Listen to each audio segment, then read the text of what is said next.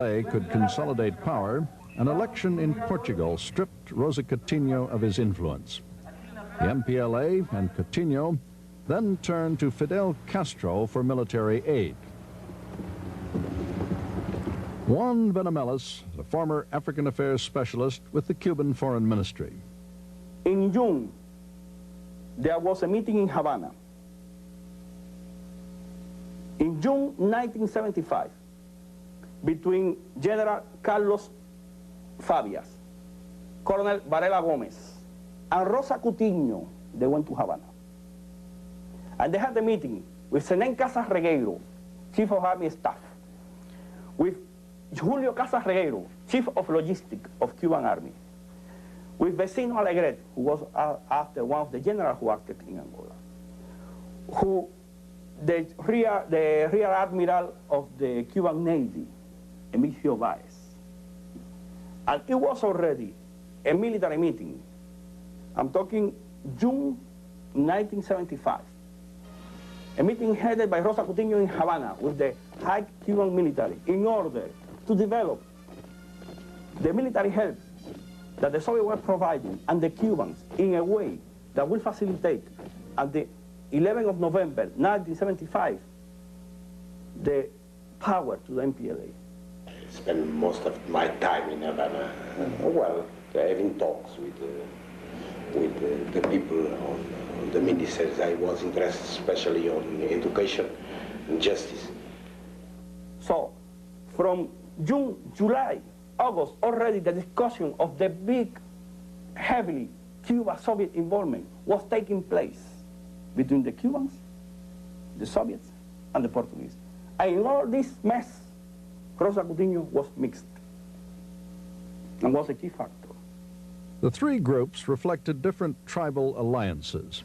The FNLA controlled the north, the MPLA held Luanda, Angola's capital, and UNITA, representing Angola's largest tribe, nearly half of Angola's population, held the south and central regions. Bruce Porter, former economics officer with the American consulate in Luanda, had direct dealings with the MPLA. And the MPLA military leaders said, "You don't really believe there are going to be elections, do you?" Now, this was at the same time MPLA and everybody else was saying there were going to be elections. And we looked at him, we said, "Well, yes, why shouldn't we believe it?" And he said, "Well, because we'd lose." And it was just that simple. While Bruce Porter was sending dispatches from Luanda, the CIA sent for John Stockwell, just out of Vietnam, as officer in charge of Tay Ninh province. So they took me down to Washington after 3 months to the day after we left Saigon. The first plane load of arms went into Angola. And they called me up and flew me down in a hurry and told me that the communists were making a big move again in Angola and that Kissinger wasn't going to let them get by with it, and that the CIA had been ordered to stop them because of the political situation. The U.S. Army couldn't do it. We had to do it secretly. It was the most sensitive, one of the biggest operations in CIA history and the most sensitive one in recent years. It was a fabulous break to my career, but I was being put in charge of this thing. I was the chief of the Angola task force. I would sit on a subcommittee of the National Security Council, and I would manage this global program that focused into saving Angola. Angola was also the focus of Fidel Castro's aspirations. In 1976, he claimed that the Cuban Expeditionary Force was a response to a South African invasion. We have the proof that at least the regular units with artillery and tanks began the invasion on the 23rd of October. The first Cuban unit arrived between the 5th and the 10th of November, after the invasion by South Africa had taken place. But in fact, Cuban troops had begun landing in Angola in mid-September, a full month before the South Africans crossed the border. Luis Echegoyen was among the first Cubans spirited into Angola.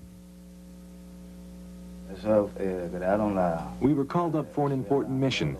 Our training lasted 45 days and we left for Angola on September 18th. We were flown in as tourists, around 150 combat troops, 8 to 10 officials, some lieutenants, and a colonel who was in command.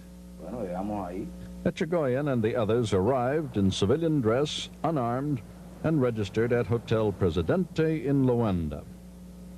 The first direct evidence that those of us in Luanda had that the Cubans were actually in Luanda came about in a very strange way.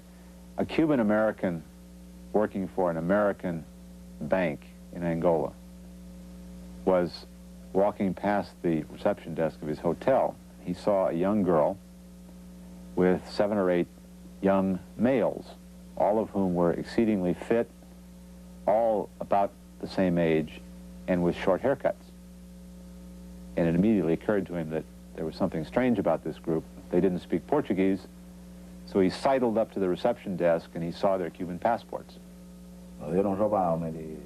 The next day, when we got to the outskirts of Luanda to a military camp, they gave us uniforms, took away our suitcases, and gave us Soviet guns. And in September, the Cubans brought in 700 regular Army troops, not advisors, but regular Army soldiers. In late September, and then in October, we brought in the South African Armored Column. And then the Cubans responded by establishing a bridge and bringing in what eventually totaled 40,000 troops with tanks and jets and everything. Over a decade after the fact, and in the wake of peace talks, Castro insists that the 50,000 Cubans sent to Angola were a response to South African aggression.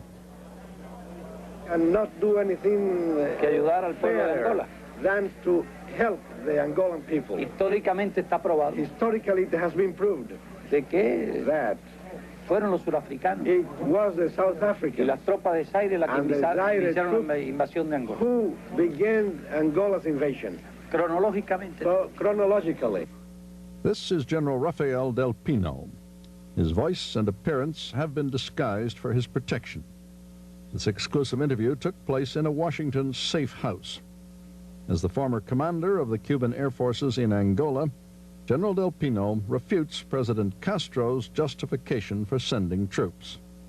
We went into Angola in the mid-1975, first with a few hundred advisors. Then we continued increasing the military personnel until the first day of October. On the 1st of October, how large was your army? We had about 2,000 men, and the South Africans started their penetration into Angolan territory on the 23rd of October.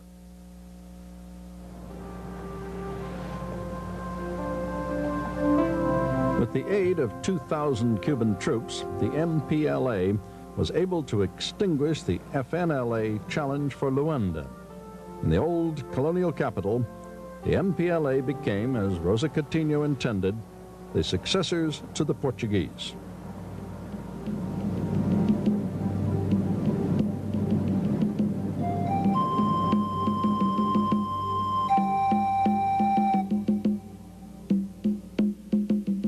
But UNITA would make its stand here, in the countryside.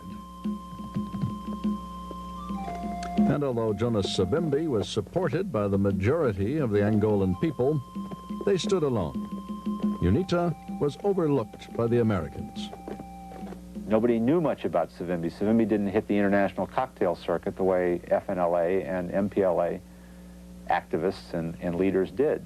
Savimbi stayed in Angola tending to his business. The program began in July. By early August, I had been brought up and was putting my staff together.